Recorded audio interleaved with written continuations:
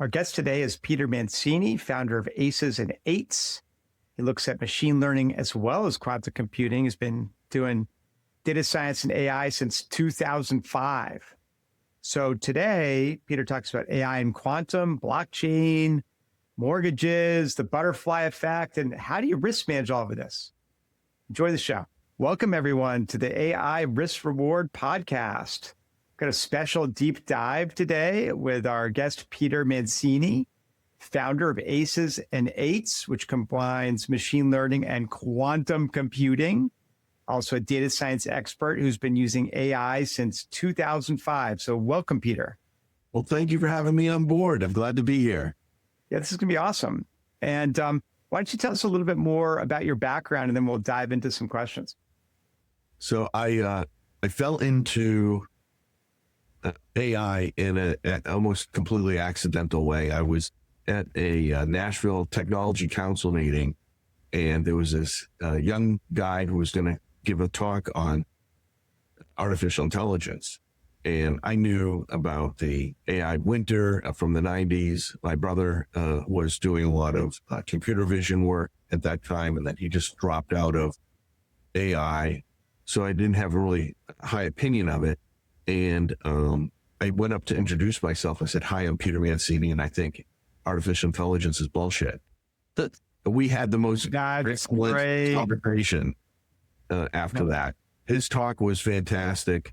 2 months later, I was working for him, and we were developing artificial intelligence for the U.S. Army, and it was a great time. That's awesome. Yeah, I mean, the military is definitely getting involved, and we'll talk about that later. But what, from your experience, look, you're dealing with AI on a day-to-day basis, and machine learning, and obviously quantum. What are the most overlooked risks when deploying AI systems in production environments? Trust. Yeah, we assign too much trust to models, and that's true if it's just a regular, data science, a machine learning model, or AI. The risks inherent with trust are that you need to verify whatever you're getting back as a result. Absolutely. If you're going to make a game-changing decision for your company, then it becomes vital that you have some way of knowing, not whether that you can verify something, but also sort of, what's the spread. Yeah. And in the banking industry, we had a young analyst who'd come up with a model for figuring out how we should change our treatment of FICO scores and the interest rates on them, to better compete in the market. That's great. When me and 3 other data scientists look at it, we're like, this is great, but you're just giving us a number that you're predicting that we should go to, but there's no up and down. There's no level of uncertainty shown here. And so we educated them how to calculate the uncertainty, and that completely changed the whole picture. It allowed for us to see when decisions were well-founded and when you were rolling the dice. And the bank doesn't like rolling the dice. No, definitely not. Yeah, that makes a lot of sense. Like, trust is super, super important. And I think, getting to trustworthy AI is going to take a while, frankly, right? And I think one of the things going on is that organizations are realizing that before their goal was, let's get to 99.9 or maybe even 5 nines of accuracy. And now it's like, can we get to 99? Right? Like, let alone get to 100, right? Because you're using AI and it's just not going to be perfect. Similar to humans are not perfect. 79 and 5 nines. Yeah. Oh yeah, exactly. 79 and 5 nines. Exactly. That's pretty funny. So, so when you're looking at the AI lifecycle, right? You've got an idea, you're deploying it, now you're testing it. How do you assess and prioritize risks at each one of those stages, from data collection all the way to deployment and monitoring? So I think this is just part of the normal development life cycle, is that you know what you want, you get as close to specifying it as tightly as you can, and you develop tests that you can apply to the results. With really large data models like artificial intelligence, your tests are going to be based upon, specific information about the specific task that you're trying to get it to do. So AI has gotten really fantastic at a bunch of tasks that humans used to do, and it's lifted a tremendous burden. For example, if you have a picture of someone with a noisy background and you want to just simply flip them out of that photo, in the old days, you had to go in there with the splines and trace the whole thing, and oh my God, that'd be a nightmare. Don't do that. Yeah. Right. And so you could spend half an hour or more trying to, remove a single person. And if there's hair going everywhere, then, it's not going to look good no matter what you do. But today, it's one button click and it's done. And I say today because incredible. I actually did it today on my phone. Right. Yeah, totally. To help improve some of our Christmas pictures. And then AI, this part that I cut out, fill it back in. Right. With the background. So so I trusted to do that. Yeah. When I have medical conditions, that then trust starts to go, to a whole new level. So one thing I learned from this summer was I have a new primary care physician, and they're like, oh, we want to do a whole blood panel and look at all your numbers so we know where we're at. And so there must have been 30 different tests that they ran on the blood that they took. And I probably knew what 4 or 5 of them were. Wow. But I used a Copilot to sit and watch as I was going through the results online. And I was able to ask it questions. What is this, crazy thing? This test, what is it determining? And what do my results look like? And it was able to tell me,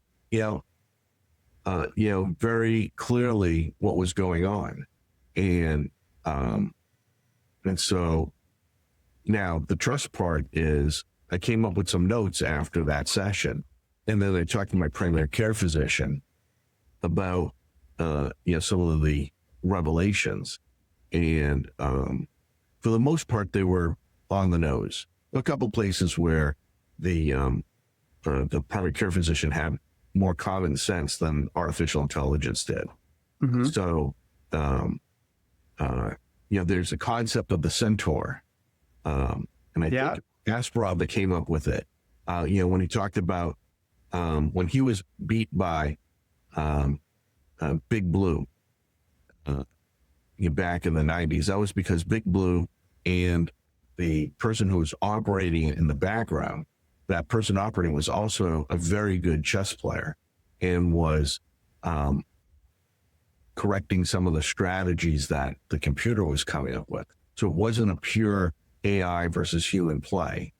And Kasparov complained about it, but then he realized there's actually something to this, that, there was a discovery of, some type of move that was important to defeating him, that required both the human and the AI to do.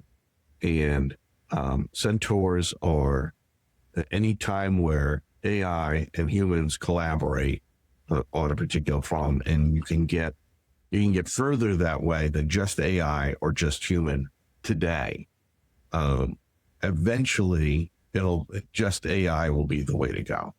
But today, AI plus human intuition is definitely a much safer play. Yeah. Well, I think, in some areas, AI is going to remain superior, right? So in something which is all probabilistic, like backgammon, for example, like humans in general can't help anymore, right? Because they're just not going to be able to calculate those probabilities in their head. But in something like chess, where there's just so many, there's more potential moves than, atoms in the universe, like like good luck, right? So So there's AI is actually really good, but a person can help, a grandmaster can yeah, help. there's definitely a interesting corollary to that. When we look at the March Madness, you start off with 68 teams, figure out who the wild cards are, insert them in, and then now you have 64 teams that battle it out for supremacy. A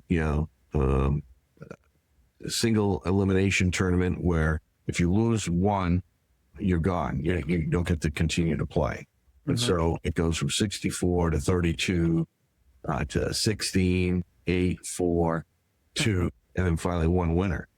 Calculating, the odds on that is nearly impossible because the number of potential outcomes is enormous.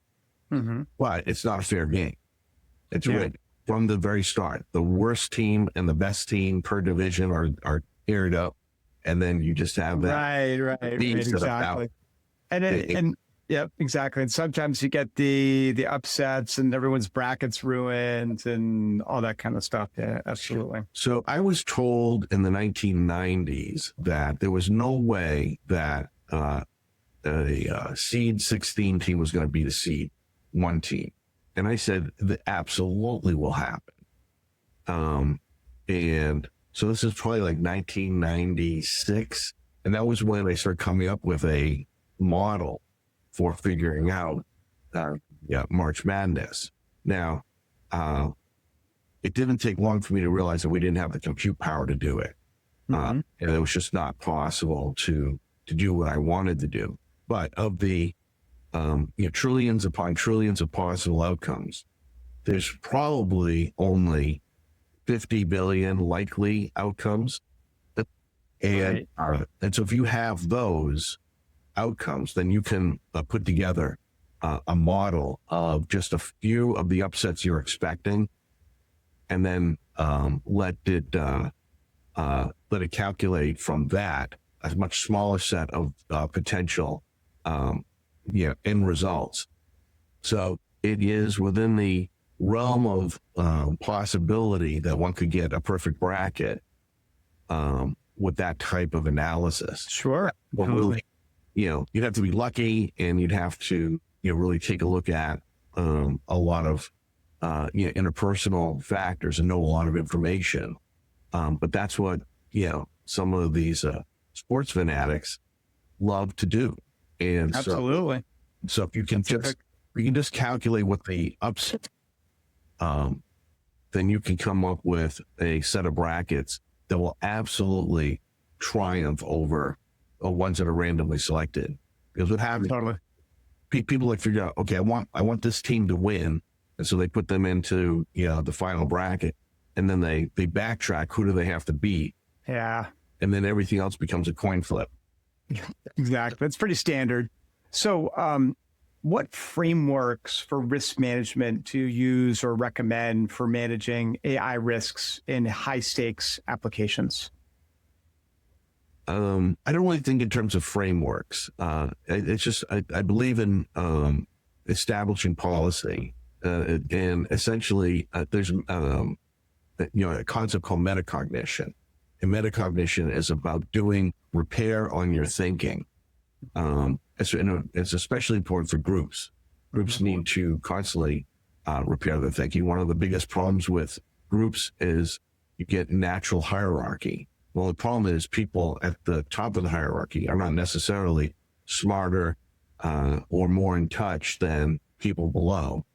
And so I always have felt that you need to kind of get rid of hierarchy and make it much more democratic. But the key thing about metacognition is accepting the fact that you should always question what you think.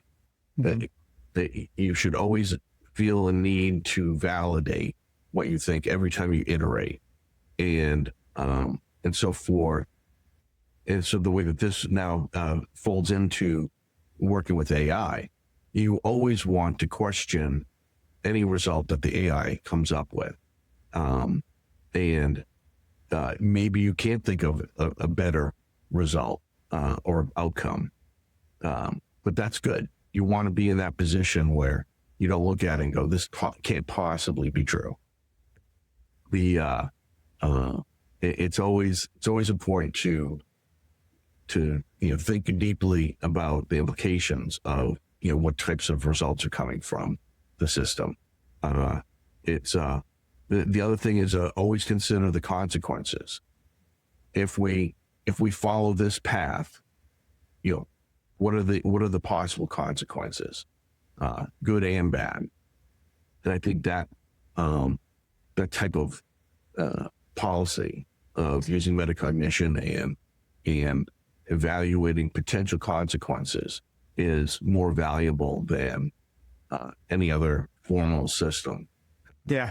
It requires more work, but the amount of burden that you're eliminating by using artificial intelligence and machine learning is tremendous. So it's worth it. That it's just the price you pay. Yeah, that totally makes sense to me. Look, as a research analyst, especially with newer team members, I would say, look, before you run an analysis, I want you to write down or even email me an estimate of what the answer might be. Like, I'm not expecting you to nail it, but when you run the software or the analysis and the answer comes back close to that, you're kind of done, right? Like, you've done your work. If it's wildly different, you better know why. Right? Oh, was it a data error? Was it an estimation error? Were you just not thinking about it correctly? That's like your first clue. But a lot of people, they don't do that first step. Then they get an answer out of AI. And they just go, yeah, that must be right. Right? Like, not necessarily, right? Not necessarily. Right. Yeah. And the funny thing is, you can tell AI to regenerate something. You can tell it to think more deeply. You can change a setting, usually on the dashboard, to think more deeply, or let's use now our pro version credits on this. Yeah, exactly. And so, for example, I use Gemini and Copilot the most, and with Gemini, it has Nano Banana for its image generation.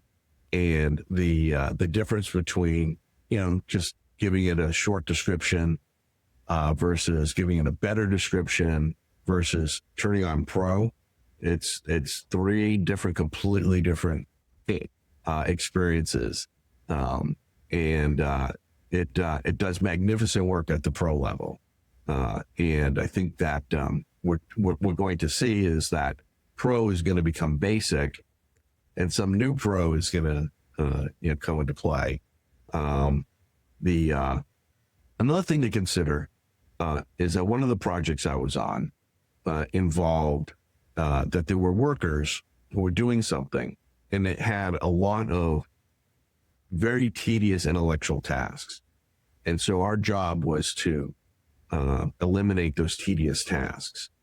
There was enough work for 10 times as many workers as they had. And so, but they had no way of hiring and training and then putting into an office that many workers. So we had to get the number of workers they had doing 10 times the work.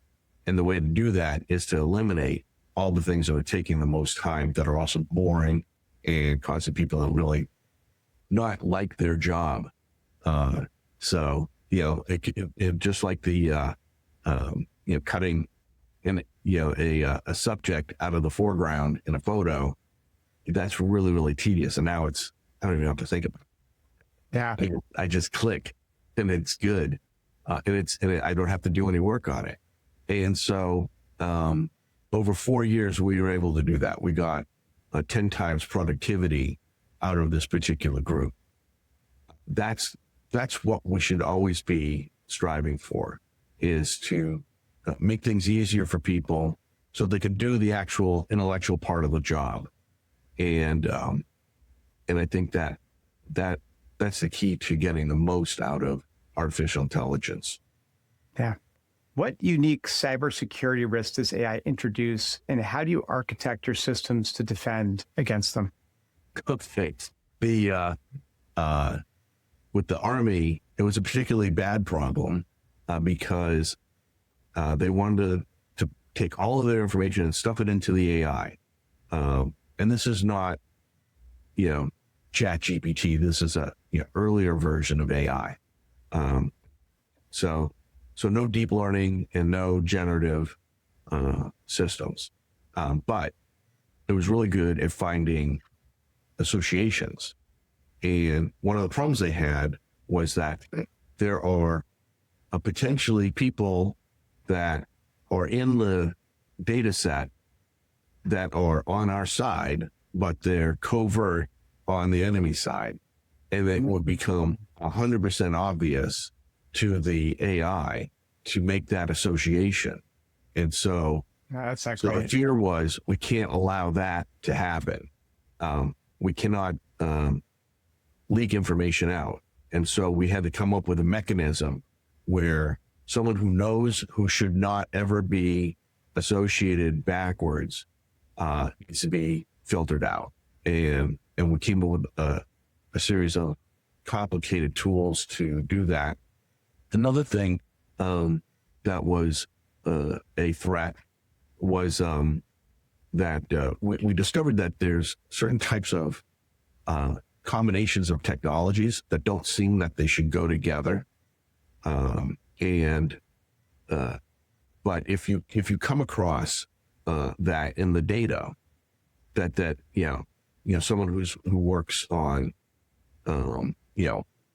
one particular technology, maybe something associated with cryptography, another person's working on a different system based on biology. Well, why are these two guys working together? And so you can discover new types of technologies that are being worked on that you had not thought of. Right. And so it became important that which of those types of technologies that you're developing that you don't want to find.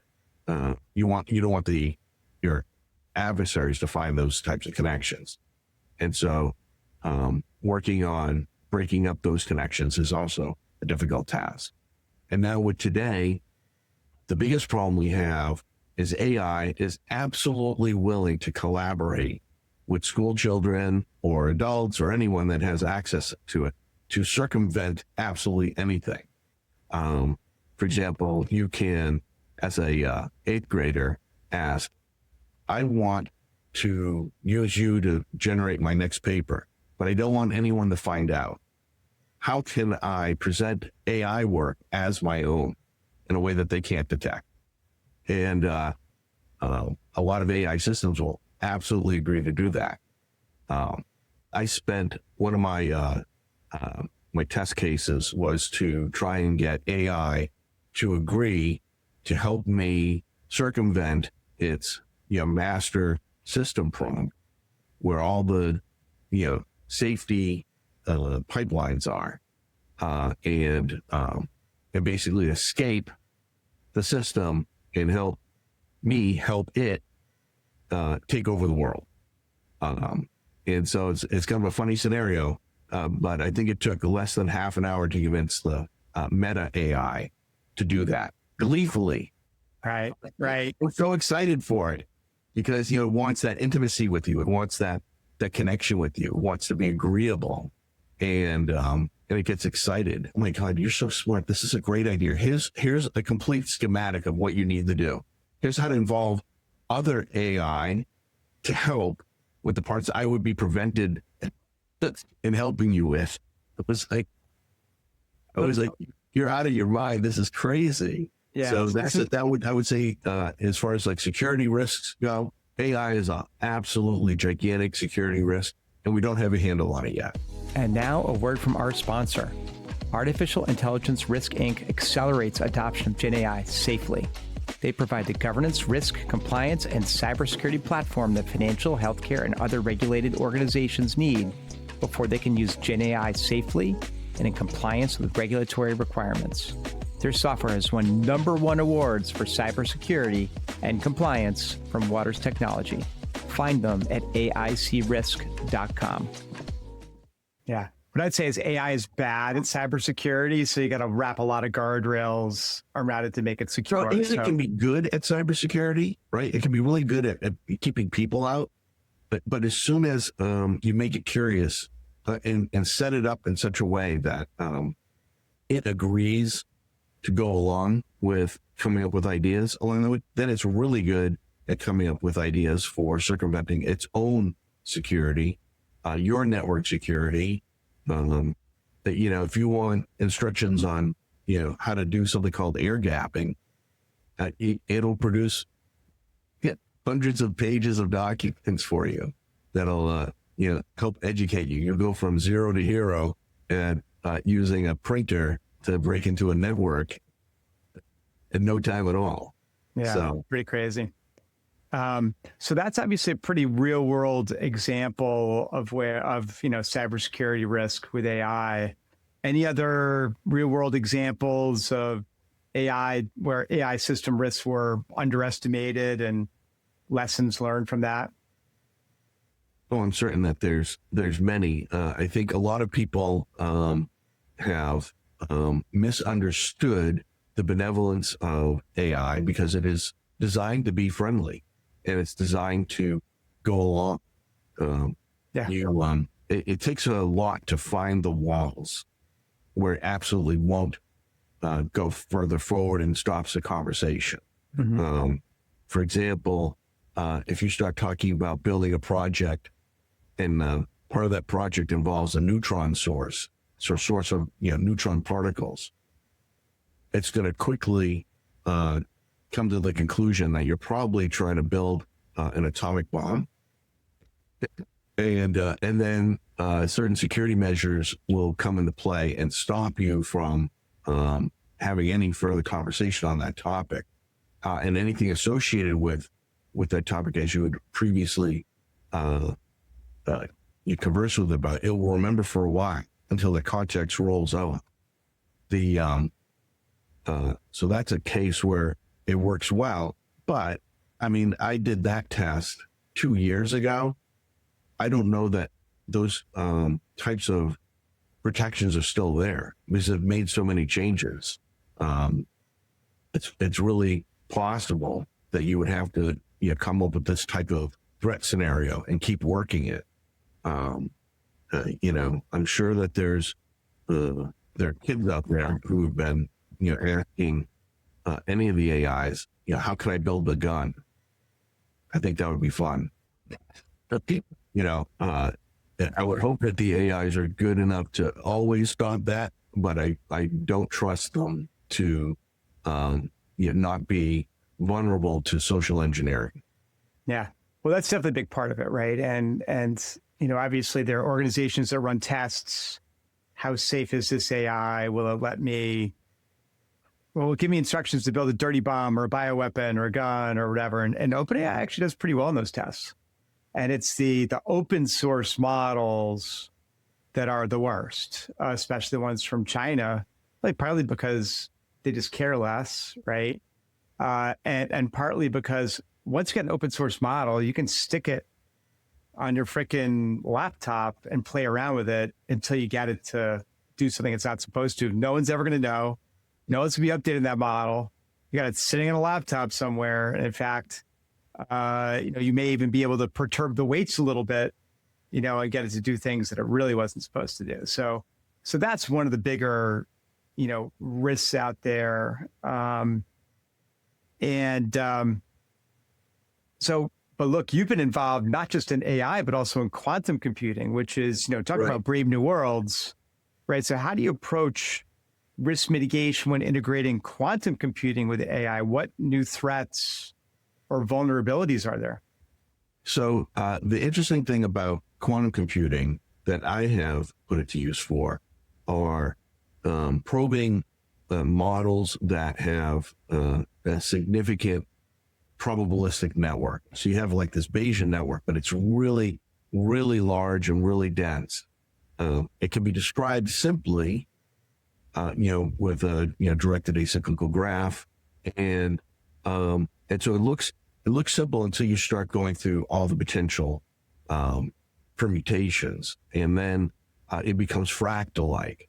And so there are types of situations where you have these giant fractals that it's good. It's good that it's not easy to solve this, because at the end of the road is something that could be dangerous to you or harmful to others.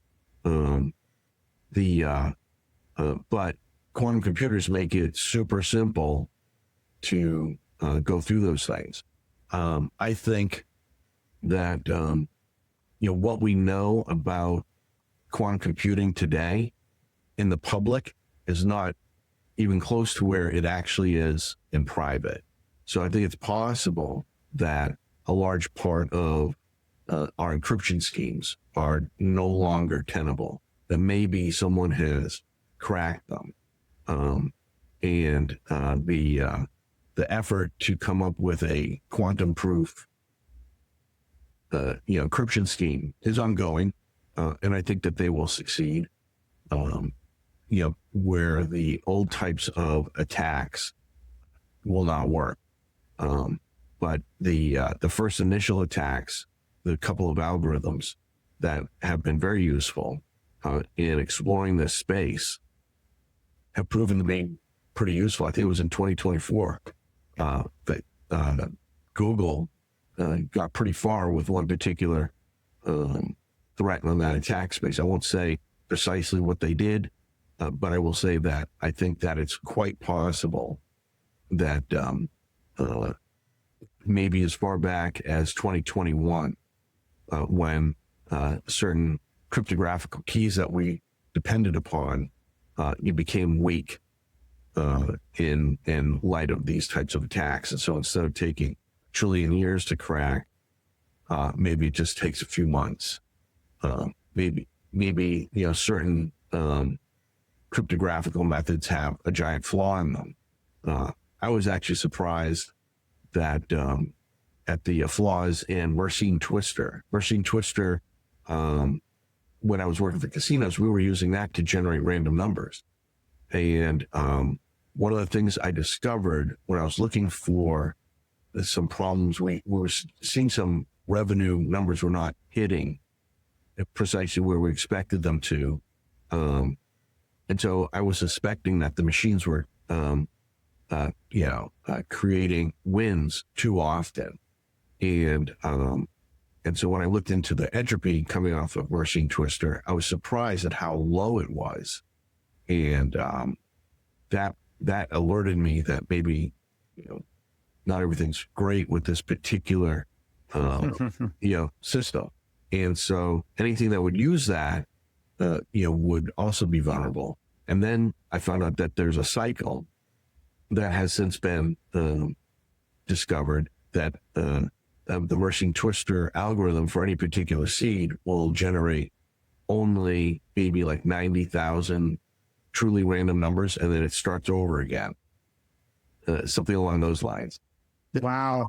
And so then I realized, okay, the way the casino machines were working is the slot machine would generate a number, and then the server would generate a number. And if those numbers match, then you got a hit.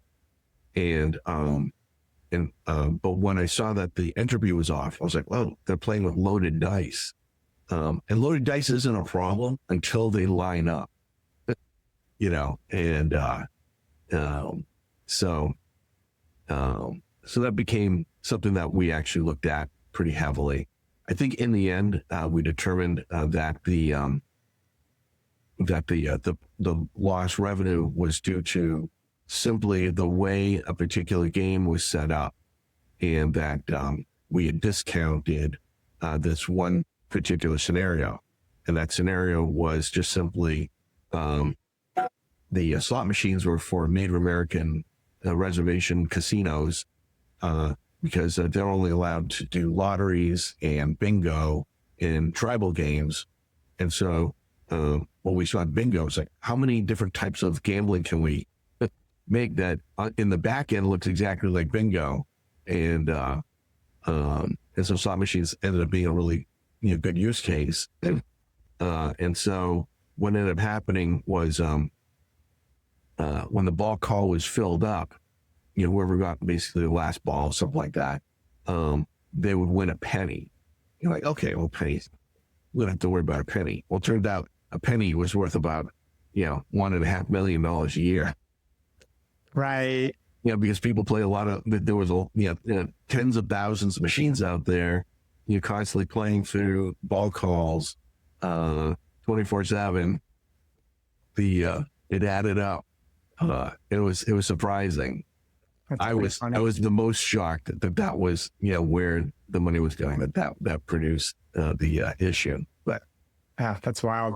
Look, as we, even today, I think there are ethical concerns about AI, whether it's people losing their jobs all the way to biased algorithms at banks or kinds of things you've been talking about.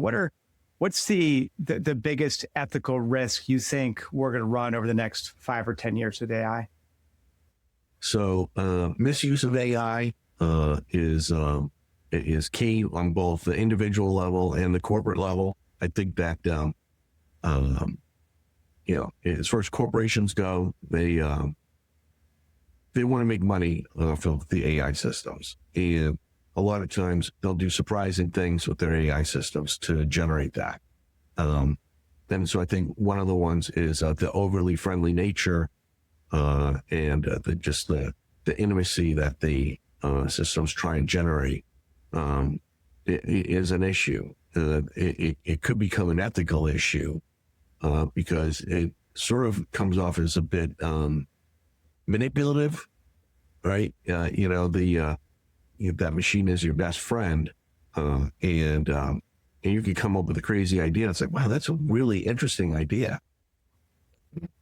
It will never say that's just nuts.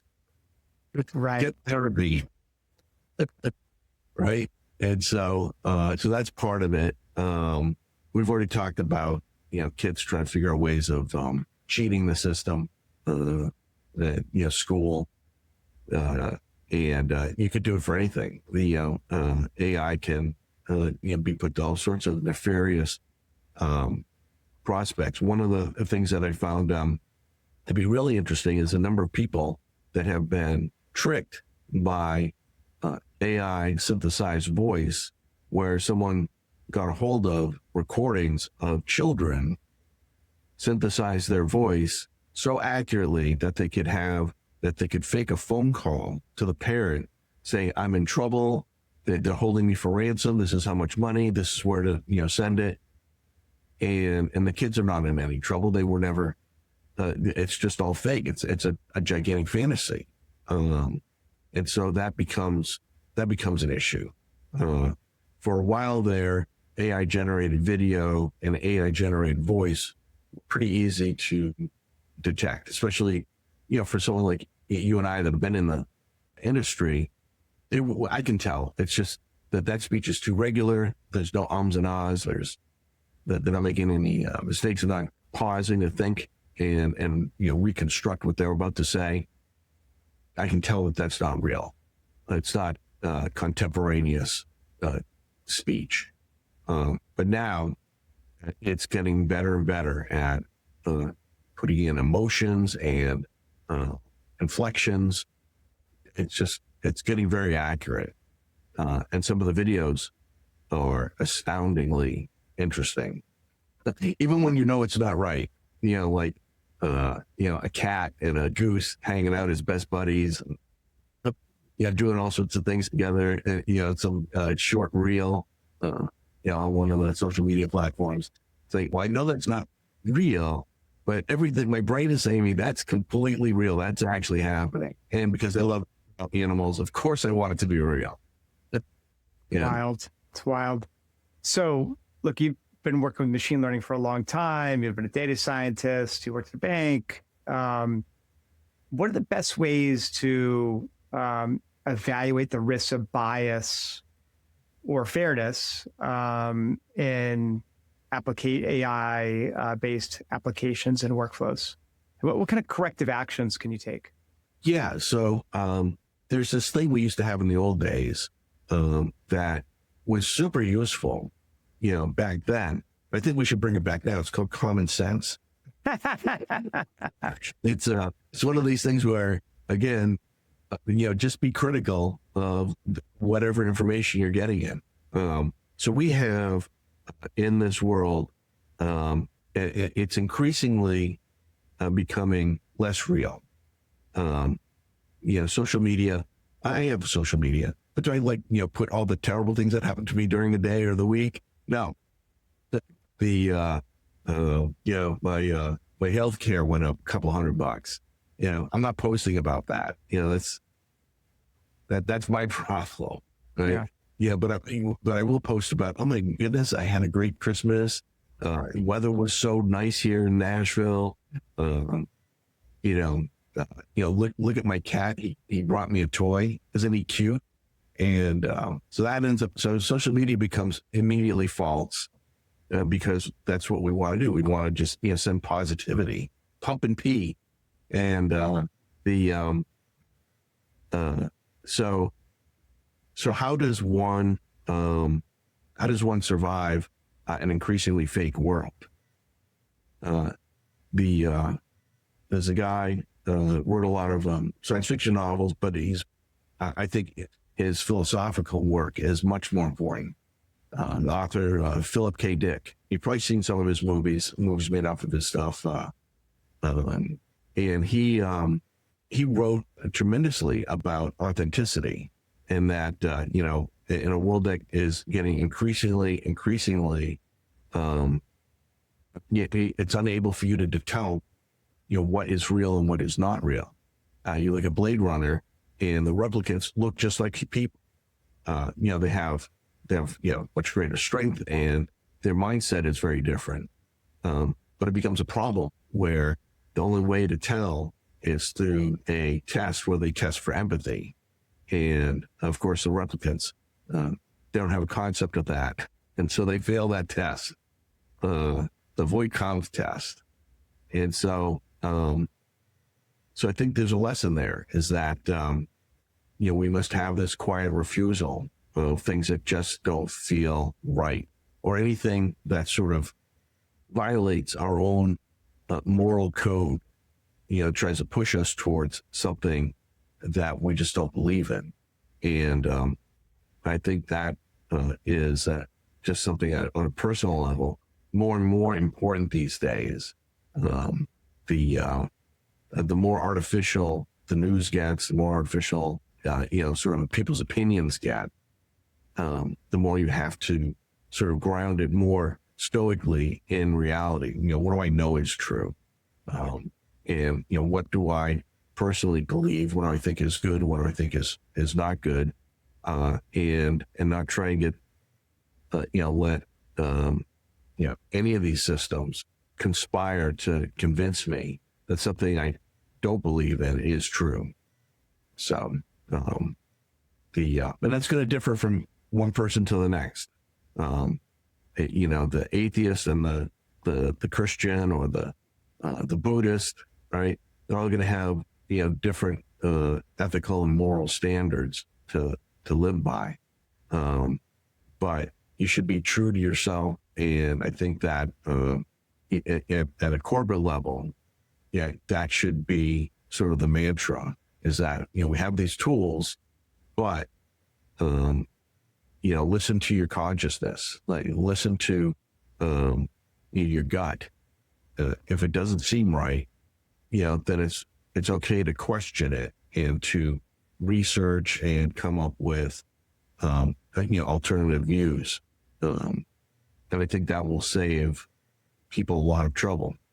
Do you remember Facebook, I think it was, tried to come up with a deep learning system where they would analyze resumes that passed and where people became employees. What they were trying to do was take people out of the system because when they were having the engineers do interviews, they were basically picking people that were, I'm sorry, I have a cat.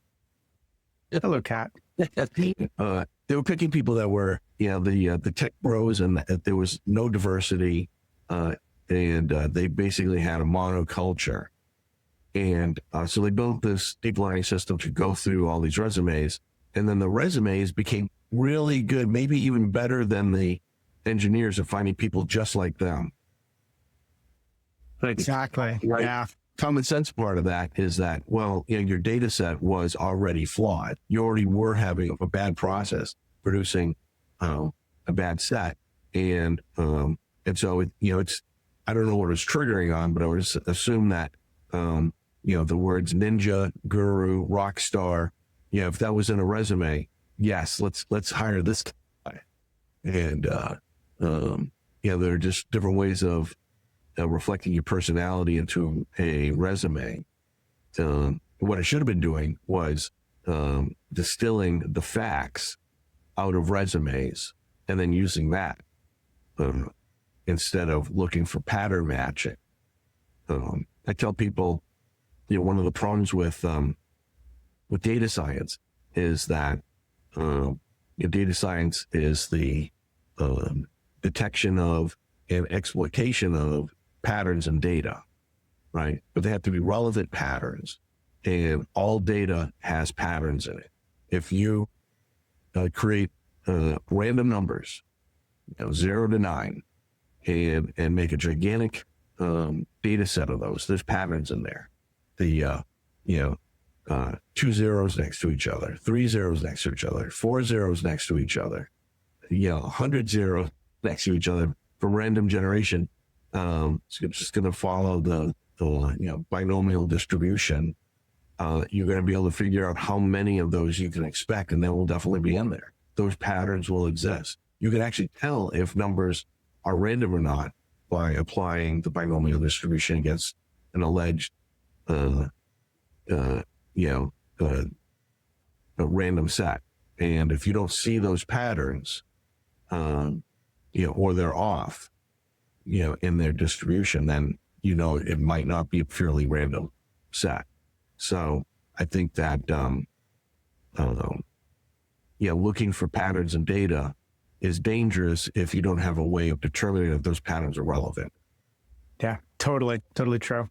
That happens all the time in investing and finance also, right? Where you just discover a pattern, it ends up not being causal, right? Or not being important, just ended up being a random luck that some pattern matched. So just pivoting here to think about AI transparency and explainability. By transparency, we mean information about the model, how it was built, maybe even weights, information about the data that was used, disclosures, methods, things like that. Explainability is, I got a result from the model. How did it give me that answer? Where did it come from? Is there a reference? Is there a source? Can I go look at that, right? That's what we mean by explainability. So, and as a human, right, we want things that can be explained to a human, not like, well, your loan was turned down, factor 7 is what happened. I don't care about factor 7. Was it because I don't have a job? Was it because my FICO score was too low? Was the loan simply too big? Something that I can fix as an individual, so the next time I apply, I have a better chance of getting a loan, right? So that's explainability. So what role does transparency and explainability play in managing AI risks, both for developers, but also for end users? Yeah, so we're already at a point where it's almost impossible for it to be good transparency. The problem is that you might be able to elucidate certain factors that are important. And so when those factors converge, but then there's and at this point we roll dice, and your results are dependent upon whatever the die roll was, and that's how we combine things. That's why when you ask AI to regenerate an answer, you don't get the same answer. If you tell AI to come up with a pop song about AI, and you don't write it down and you have to regenerate it, you're not getting the pop song again. It's going to be very different. And so it really comes down to the models are getting more and more complicated. And so you're more dependent upon test scenarios and the results of those to know that the system is generally producing results that you expect, and to understand a particular decision on anything has to take into account that at some point the machine rolled dice on the results, and that it saw maybe millions of potential outcomes, and then how did it select from those? It's they're clearly not using a type of strong ranking where I'm just going to take the number one. There is one aspect that I think that should be a result from any AI system. So when it gives you a result, it should also give you its confidence. You can ask for it, but as soon as you start asking for confidence, then it kind of changes what it gives you. And so that's, sort of, because I'm observing, it's changing its behavior. But you can ask for the top 5 answers ranked by confidence, and I'll even tell you what the confidence is on the answers. So I find that to be useful. And the way that some systems get around that is that the AI is not getting information straight from its training. It's getting it from somewhere else. Like if you ask for calculator math, it's actually engaging some subsystem that does the math on a calculator, set of processes that it, has math lab built into it, right? And it comes back with a result. Then you can probably ask, what were the parameters that you sent over and what was the result that you got back? And then probably only one answer if the parameters were the same. And so I think that we're kind of entering that world. One of the things I'm working on right now is I'm using a small language model, Phi 3 by Microsoft, and an enormous vector database, with documents in there that I'm interested in. So, I have, 400,000 or 500,000 pages of documents in this a retrieval augmented generative system, and they all have embeddings in them. So I went through and created embeddings for every single page that's in there, programmatically, of course. And the end result is that it doesn't hallucinate. When it gives you back an answer, it also gives you academic level citations. So you can go and check and see the source material and determine that that's what you're looking for. I think we should see more of that. It's a lot of work. One of the things is my GPU is not good enough. So I have to actually go to an outside company and send my data and my code and have them do it. But you can get the Ferrari of the GPUs for $20 an hour that way. Yeah, you can get a $250,000 GPU to crank this workout. And then, the results come back much quicker than if you were, instead of having only 60 hours for your laptop to generate it, it's, get in 16 minutes. Right. Big difference. Yeah. So, obviously one of the other super hot topics, but besides AI and quantum computing has been blockchain, cryptocurrencies, something like that. And what I'm positing the future is that to some degree, AI and blockchain will converge, right? As you think about agentic AI and know your agent and payments by agents that might be stablecoin instead of accessing a credit card, for example. So we are going to see some kind of convergence there in some ways. Is that something that you've thought about at all? And if so, what kinds of risks should we be thinking about there? Yeah, so I think we're getting there. The biggest risk is just simply trust. The inputs into the blockchain have to be trusted. The attacks on blockchain come from smaller blockchains and smaller, networks where you can dominate the network, and then you can, tell it whatever you want at that point, because you override for all the others. Your vote counts more. So, but that aside, like with blockchain, you can make systems that are much better than what we currently have. Like, for example, in mortgage takes, I think, like 35 days on average to get a mortgage. Some companies have lowered it down. They've been able to get it down to 20 days. And I think I heard of, was it Rocket Mortgage may have gotten it down to 15, something like that. It was a remarkable, situation. The key for those companies has been to accept greater risk. So that's not great. I would not want to trade risk for speed in that particular case. But with blockchain, what you can do is, I want to sell my house. And so you go out and you find an inspector who is trusted by the mortgage companies, that is independent. You don't know who they are, but you pay a certain service fee. They come out, they inspect the house, and then their inspection report goes into the blockchain. All your finances and all the things necessary for you to be able to sell the house, the deed and, the current mortgage and all that stuff, all that goes into the blockchain. So now, once that's all there now, and you want to sell the house, someone comes in and they have already put in their own financial information, their down payment, all this other stuff. And they can then negotiate with you on price.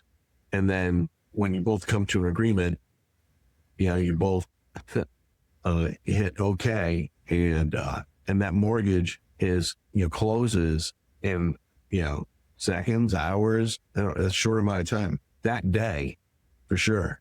And I think, that's a case where, you're not having to, like, okay, now we have to schedule the inspection. We have to get together and sign all these documents. You can have it happen automatically. And I think, that it would be a tremendous improvement.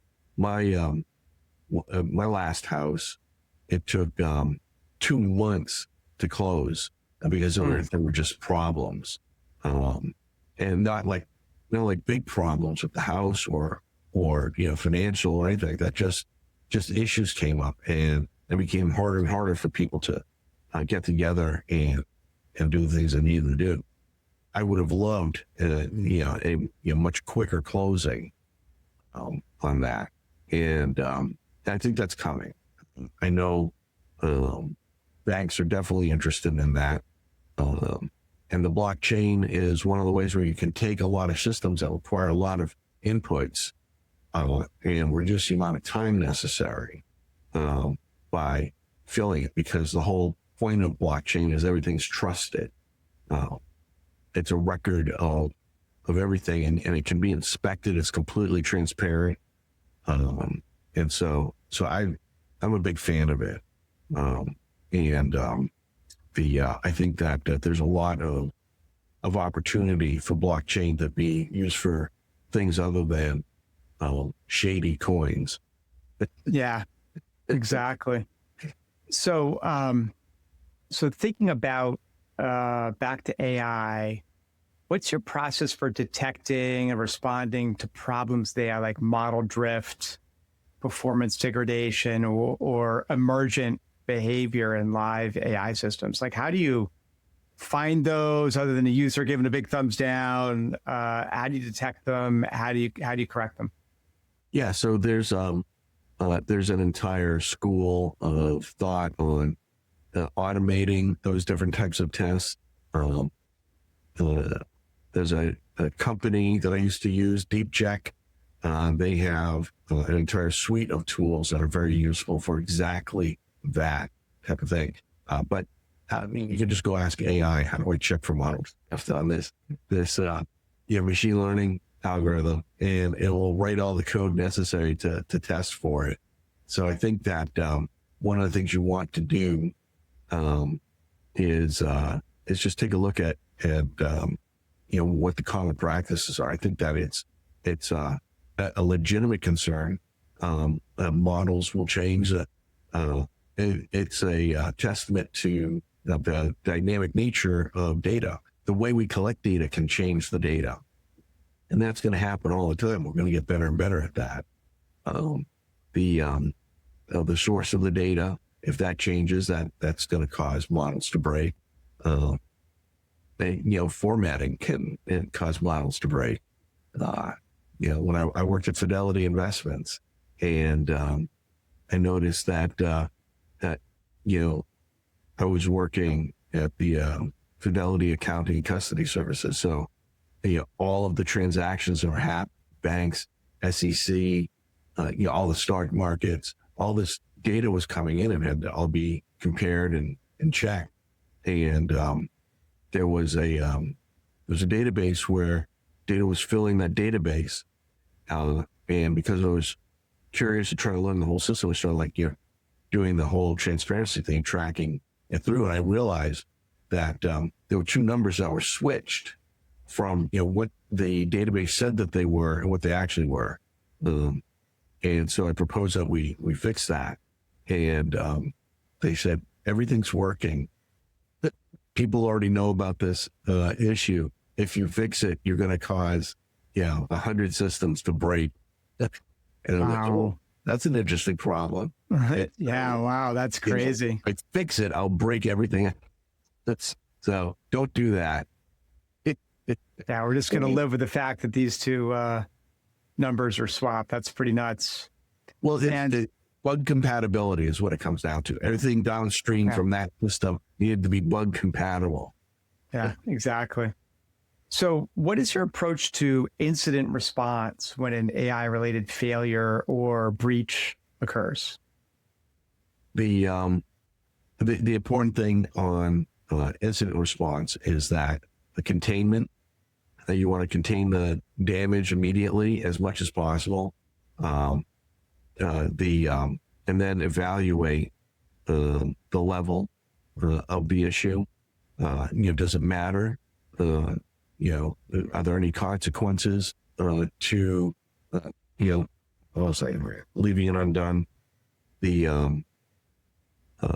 So there's a lot of things that one has to take into consideration. AI systems that are in charge of some process, unsupervised, that's where you need the most, systems for watching it, measuring it, make sure it's not doing anything crazy. The system starts writing out checks left and right. Let's get someone to look at that. Let's halt that system and make sure someone's got eyes on that. I get worried when my AI sends too many emails, let alone writes checks. Yeah, that's not on the list right now. Wait, so emails is a level 1 problem, but it's like checks are like level 5, 6 type of problem. Big checks, it's even worse. Yeah, you want to definitely check on your system when it starts doing things of consequence, and it starts changing behavior. Yeah, you want to look for spikes. You want systems that are constantly monitoring. What you want is a system that is behaving in a regular way. That here's what the signal coming out of the system generally looks like, and if it changes, you want to see, is it a problem with the system or is it a problem with some sort of other condition in the environment?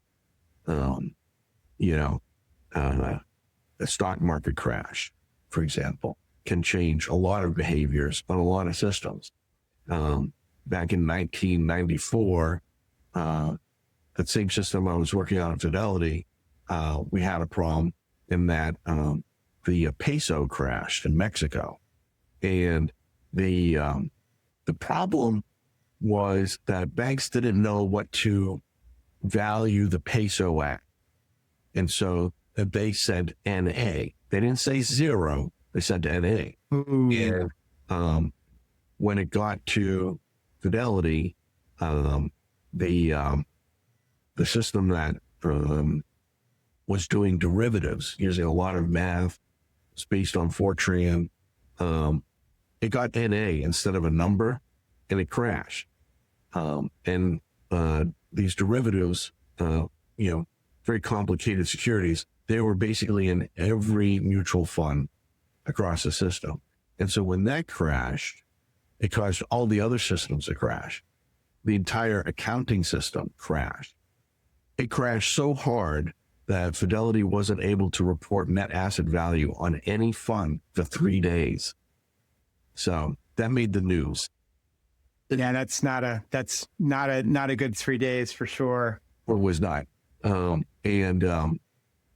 solution was 2,000 engineers spent 3 days at work rebuilding the system.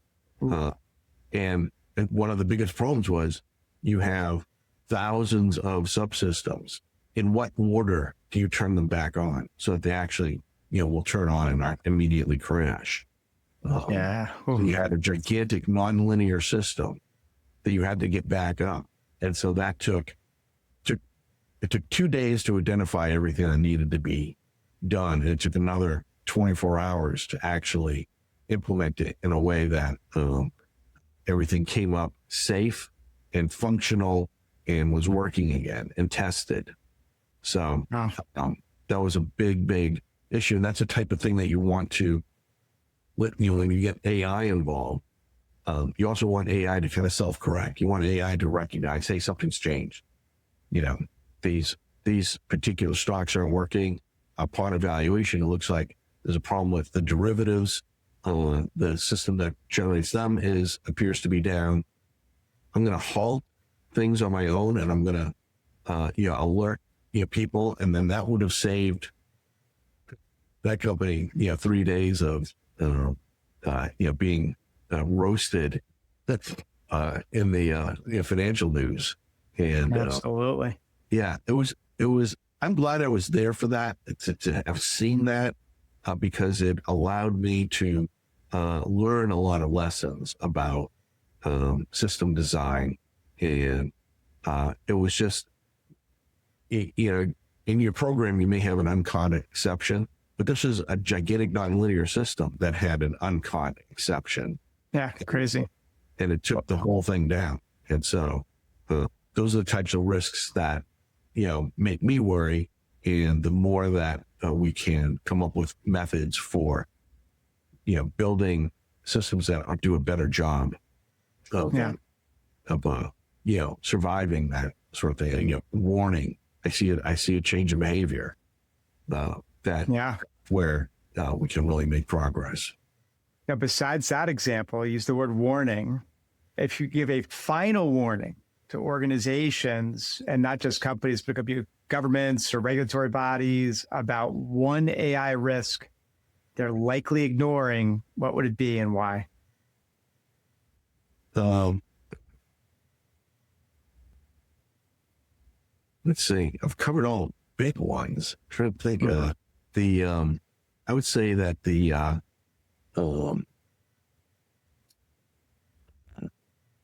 black swan events. Currently, AI can't help us detect a black swan event, and there's a lot of different ways that a black swan event can manifest. It's a very low probability, very high risk event. But once we start pulling quantum computers into the mix, you could have quantum computers analyze systems. And the way I look at it is that you've got the span of time. And in the beginning, there are